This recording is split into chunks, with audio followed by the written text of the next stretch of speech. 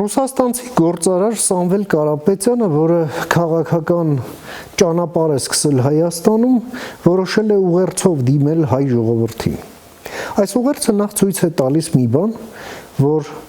Պուտինի եւ Փաշինյանի միջև այդ հրապարակային 20 րոպեանոց զրույցը, որտեղ Պուտինը փորձում էր ուղղակի վերջնագրերով խոսել Հայաստանի Հանրապետության հետ, ոչ այնքան վարչապետի, նա դիմում էր հայաստանցիներին։ Դա փաստորեն Պուտինի նախաձեռնությունն էր։ Եվ ահա այդ ահաբեկչությանը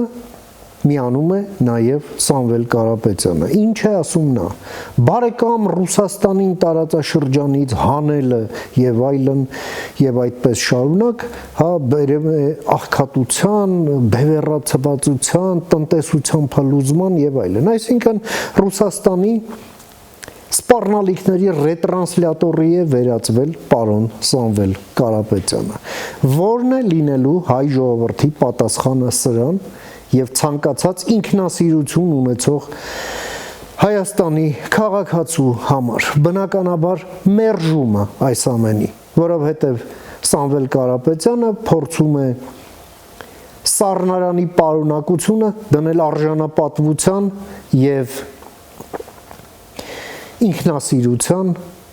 ազատության, մարդկության հետ հակառակ նժարներում եւ կամ այսպես տրամաբանության մեջ մեզ հրամցնել։ Չի ստացվելու, պարոն Կարապետյան։ Սա ուղղակի Հայաստանի այս խոցելիության պայմաններում, երբ Ռուսաստանը մեզ ըստ ամենայնի պատերազմ է հայտարարել, դուք ցույց եք տալիս, որ դուք հակառակ կողմում եք կանգնած։ Եվ իզուր չէր Պուտինը ձեզ համար բարեխոսում։ Այդ բարեխոսումները կոպեկի արժեք չունեն։ Լյուստրացիան տեղի ունեցավ եւ մենք մեր որոշումը կկայացնենք